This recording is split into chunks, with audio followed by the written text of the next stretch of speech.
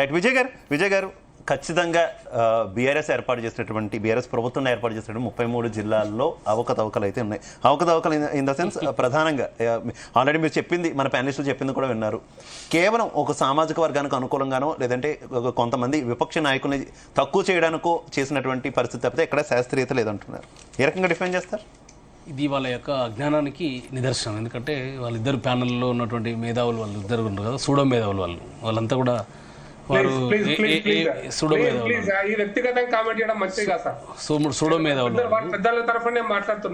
నేను మిమ్మల్ని అంటలేను ప్రకాష్ రెడ్డి గారు, మీరు బీజేపీ పార్టీ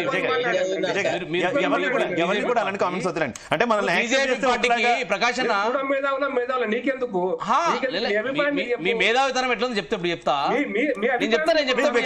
మీరు ఏది మాట్లాడినా బీజేపీ వాళ్ళు ఏది మాట్లాడినా రేవంత్ రెడ్డి గారు తానా అంటే బీజేపీ తందానంటుంది. ఎందుకంటే మొన్న అబద్ధాలు మాట్లాడి అసెంబ్లీలో పవర్ పాయింట్ ప్రెజెంటేషన్ ఇరిగేషన్ మీద రేవంత్ రెడ్డి గారు మాట్లాడితే దాన్నే కాపీ పేస్ట్ తీసుకొచ్చినటువంటి వెదిర శ్రీరామ్ రెడ్డి గారు బీజేపీ ఆఫీస్ లో సేమ్ ముఖ్యమంత్రి గారి ఆఫీస్ లో తయారైన పీపీటీని బీజేపీ ఆఫీస్ లో ప్రదర్శిస్తారు. ఇది మీ నీతి, మీ జాతి. ఇది ఇంకోటి నేనేమంటున్నా ప్రకాష్, ఆగవే పెద్ద మనిషి, దండం పెడితే ఆగవే, నువ్వు ఆగవే పెద్ద మనిషి. బీజేపీ పార్టీలో ఇప్పుడు పార్లమెంట్ సభ్యురాలుగా ఉంది డికే అరుణ గారు. గతంలో కాంగ్రెస్ పార్టీ శాసనసభ్యురాలుగా గద్వాల జిల్లా కావాలని పాదయాత్ర చేసింది, దీక్ష చేసింది. ఆమె హైదరాబాద్ లో 2 రోజులు దీక్ష చేసింది కాంగ్రెస్ శాసనసభ్యురాలుగా. నేను ఒక వ్యక్తిగా అవసరమైతే ఆమె రాజీనామా లేఖను కూడా పంపించింది, గతంలో స్పీకర్ గారు పంపించింది. నేను ఆ రోజు కాంగ్రెస్ పార్టీలో కూడా నాకు ఆ విషయం సంపూర్ణంగా తెలుసు. వారు ఈరోజు బీజేపీ పార్లమెంట్ సభ్యురాలు. మరి గద్వాల జిల్లా చేయమని చెప్పేసి తీసేయమని చెప్పేసి డికే అరుణ గారితో బీజేపీ స్టాండ్ చెప్పగలుగుతుందా? నీ బీజేపీ న్యూల్ స్టాండ్ ఉందా? ఈ రోజు స్టేట్మెంట్. ఈ రోజు బీజేపీ సీనియర్ నాయకులు కలవకుర్తి నుంచి గత 4-5 సార్లు పోటీ చేసి కొద్ది ఓట్లతో ఓడిపోయినటువంటి సీనియర్ నాయకులు మాజీ బీసీ కమిషన్ సభ్యుడు ఆచార్య గారు ఏమన్నారు? కలవకుర్తిని జయపాల్ రెడ్డి గారి పేరు మీద జిల్లా ఏర్పాటు చేయండి, అవసరమైతే బీజేపీ త్యాగం చేస్తుంది, మేము మున్సిపల్ ఎలక్షన్ లో మీకు సపోర్ట్ చేస్తాం, మద్దతు చేస్తామని చెప్పేసి ఆచార్య గారు మాట్లాడారు. అంటే బీజేపీకి ఒక విధానం లేదా అండి? ప్రకాష్ రెడ్డి గారు ఒక రకమైన మాట మాట్లాడతారు, కళాకృతిలో మన ఆచార్య గారు ఒక మాట మాట్లాడతారు, డికే అరుణ గారికి ఒక దారి ఉంది, వీరికి ఒక దారి, ఒక విధానం లేదు. అంటే కాంగ్రెస్ పార్టీ వాళ్ళు ఏది చెప్తే వాళ్ళు తానా కొడితే వీళ్ళు తందానా కొట్టాలా? అది వారి యొక్క డ్యూయల్ స్టాండ్. ఇంకొకటి నేను చెప్తున్నా, వీరు ఏ శాస్త్రీయతో ఏ నివేదిక ఆధారంగా జోన్ల విభజన చేసినారు జిహెచ్ఎంసీలో? ఏ శాస్త్రీయతతో, ఏ ఆధారంతో, ఏ నివేదికలతో ఈరోజు జిహెచ్ఎంసీలో డివిజన్లని ఏర్పాటు చేశారు? దానికి సమాధానం చెప్పాలి కాంగ్రెస్ పార్టీ. ఇంకొకటి నేను చెప్తున్నంటే, కేసీఆర్ గారు ఎంత దురదృష్టి చేశారంటే, గతంలో తెలంగాణ వచ్చినప్పుడు 2 జోన్లు మాత్రమే ఉండేది, 5th zone and 6th zone ఉండేది. తెలంగాణ వచ్చిందే హైదరాబాద్ లో ఫ్రీ జోన్ పెట్టి మొత్తం కూడా ఓపెన్ కేటగిరీలో 30% ఉద్యోగాల కల్పన జరుగుతూ ఉంది.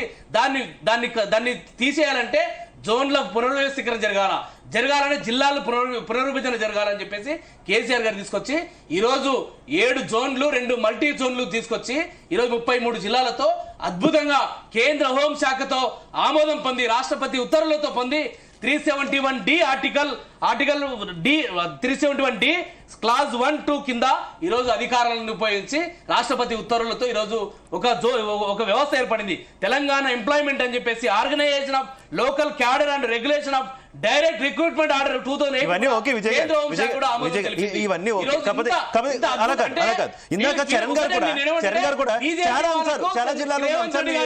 వీరికి చంద్రబాబు నాయుడు గారి యొక్క ఇంట్రెస్ట్ కాపాడడం కోసం ఈ రోజు హైదరాబాద్ ని కుట్ర చేస్తా ఉన్నారు. హైదరాబాద్ ఫ్రీ జోన్ చేస్తే మళ్ళీ 30% మేము వచ్చి దోసుకోవచ్చు ఉద్యోగాలని చెప్పేసి కేసీఆర్ గారు తీసుకొచ్చింది ఏంటంటే 95% ఉద్యోగాలని స్థానికులకి ఇవ్వాలని చెప్పేసి కేసీఆర్ గారు ఒక విప్లవాత్మక నిర్ణయం తీసుకొస్తే ఈ రోజు దుర్మార్గంగా మాట్లాడతారండి.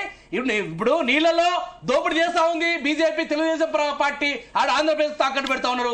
ఈ రోజు చంద్రబాబు నాయుడు శిష్యుడైనటువంటి బీజేపీతో సబ్జెక్టే మాట్లాడుతున్నారు. ఈ రోజు ఆంధ్ర పాలకుల యొక్క ఆలోచన విధానంతో ఈ రోజు ఈ వ్యవస్థ నడుస్తా ఉంది. మీరు ఆపించారా? కాంగ్రెస్ పార్టీ మేనిఫెస్టోలో పెట్టారు మీరు, మేము తెలంగాణలో అధికారంలోకి వస్తే జిల్లాల పునర్విభజన మీద మేము కమిషన్ వేస్తామని చెప్పారు. మీరు అన్ని చెప్పకుండా ఏం చెప్తారు? కాంగ్రెస్ పార్టీకి రేవంత్ రెడ్డికి భజన కొట్టుకోండి. మీరు భజన కొట్టండి, మీరు వ్యక్తిగతంగా విజయ్ గారు కరెక్ట్. ప్లీజ్ శరత్ గారు ఏం చెప్తారు? విజయ్ గారు అయితే అంత శాస్త్రీయంగానే జరిగింది, దూరదృష్టితో ముందు ఆలోచనలతోనే కేసీఆర్ అన్ని డెసిషన్స్ తీసుకున్నారంటున్నారు. మాట్లాడాడు సార్, విజయ్ గారు మాట్లాడింది దాదాపుగా 60% వినరాలేదు సార్. ఆయన ఏదో ఇటు చప్పట్లు కొట్టా అంటే ఏంది, మేము ఆయనకు చిరుతలు కట్టాలి. వినపడవు మీకు, ఓన్లీ కాంగ్రెస్ పార్టీ రేవంత్ రెడ్డి మాట్లాడి విజయ్ గారు ఒక్క నిమిషం ప్లీజ్. మీకు వినపడవు కనపడవు మీకు. కాంగ్రెస్ పార్టీ చేస్తున్న ఆగడాలు, దుర్మార్గాలు, అరాచకాలు, దోపిడీలు, అవినీతి మీకు ఏమి కనపడవు, వినపడవు. ఇంకేం చేస్తాం? ఇది మీ యొక్క చూడ మీద. ఒక్క నిమిషం యా శరత్ గారు కంటిన్యూ. ఒక్క విషయం ఆయనే, మరి ఆయన ఏం చదువుకున్నాడో ఎంత మేర